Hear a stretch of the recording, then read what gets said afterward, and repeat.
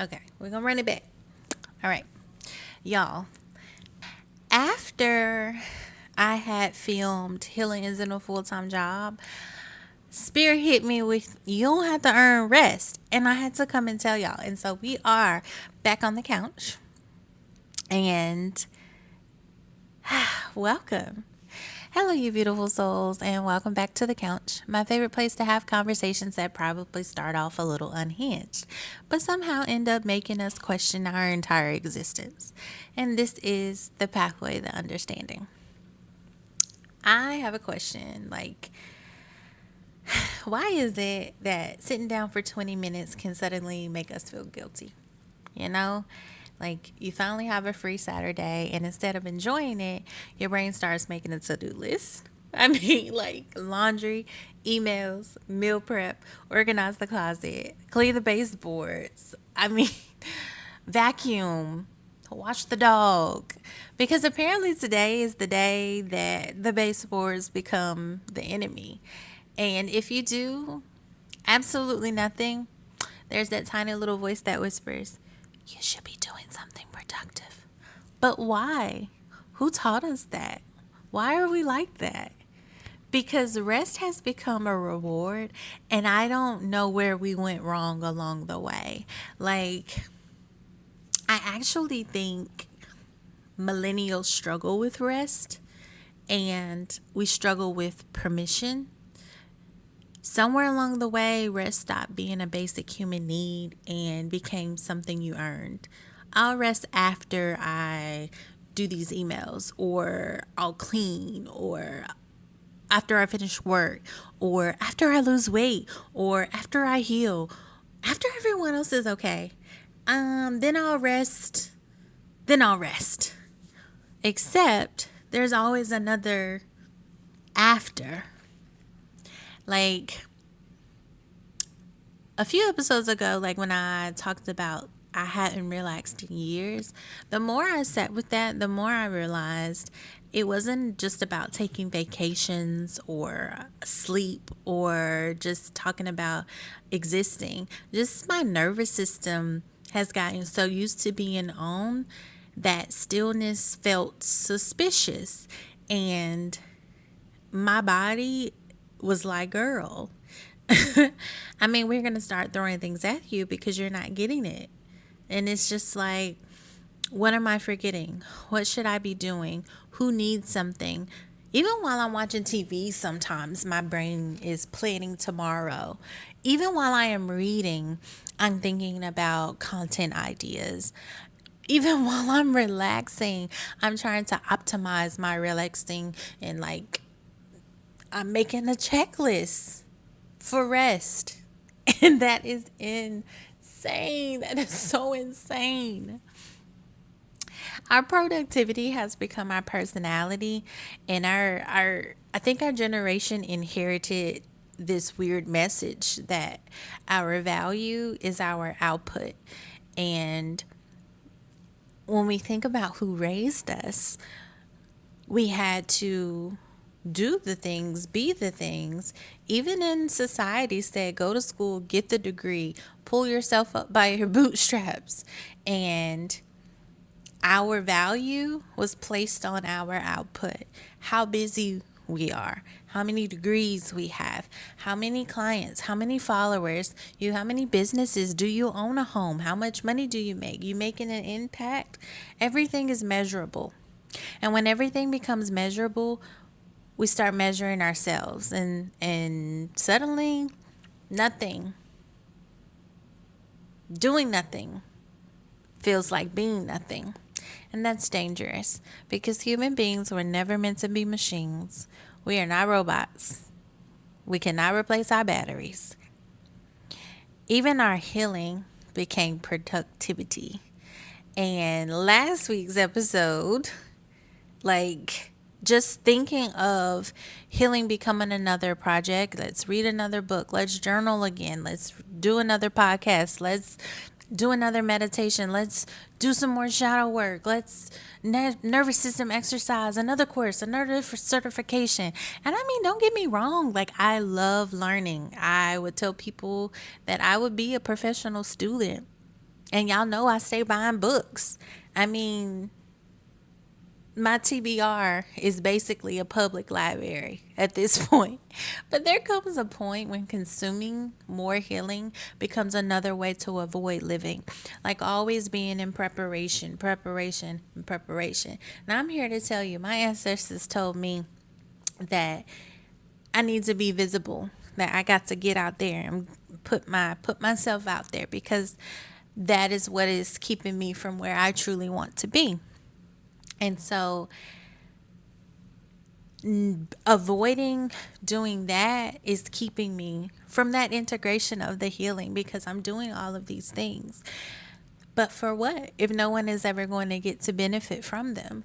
And in the message from my ancestors, and they were telling me that, girl, if you prepare and get another certification, like somebody who is half as qualified as you is getting paid to do what you supposed to be doing. And I said, oh, you ain't got to come for me like that.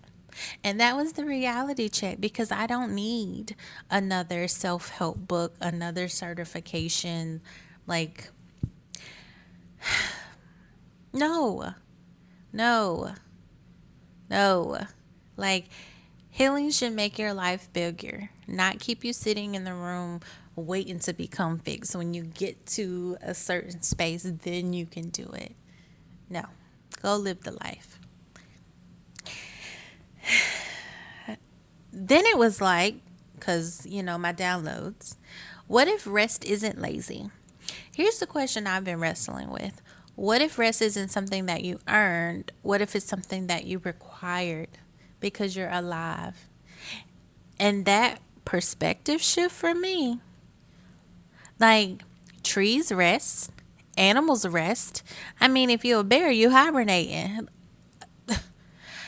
The earth literally has seasons of rest. The ocean has tides. Everything in nature understands rhythm except us. We think every season has to be a harvest season. Imagine expecting a tree to produce fruit every single month. We call that ridiculous. Like, I mean, for real. Like, that's what we expecting of ourselves.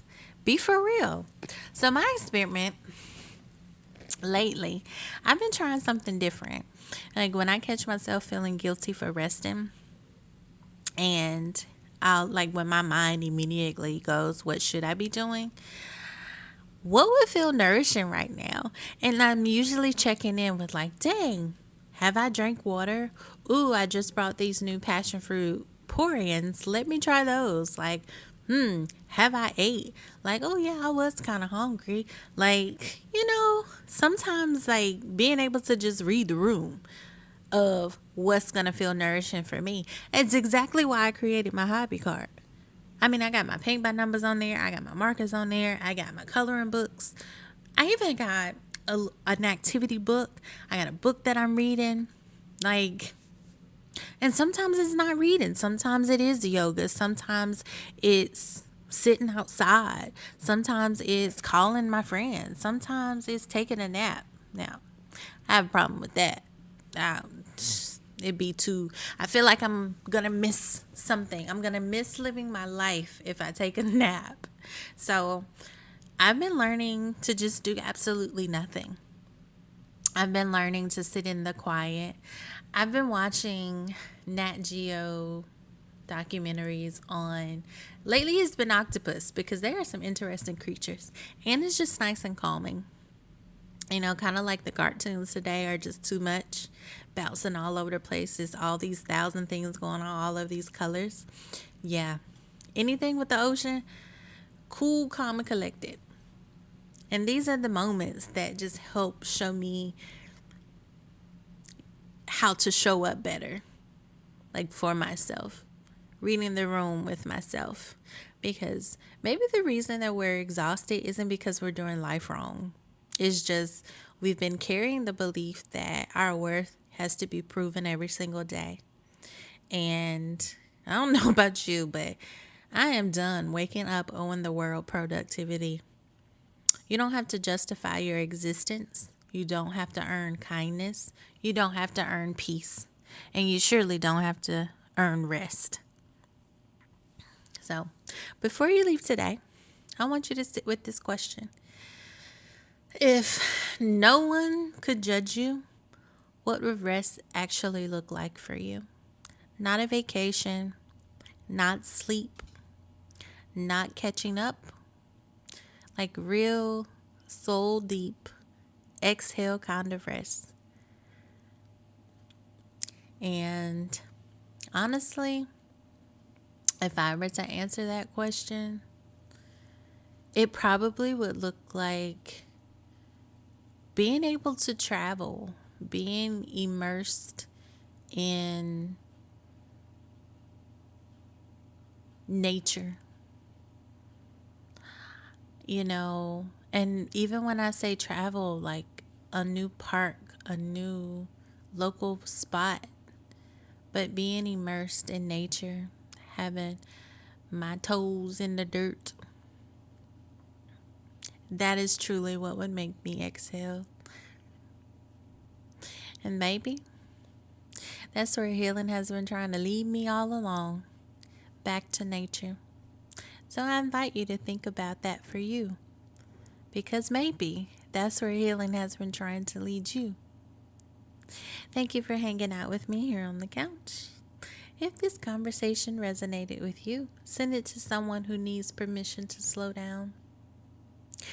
And join me every week as we figure out this human thing together, because we are human beings where we need to be present.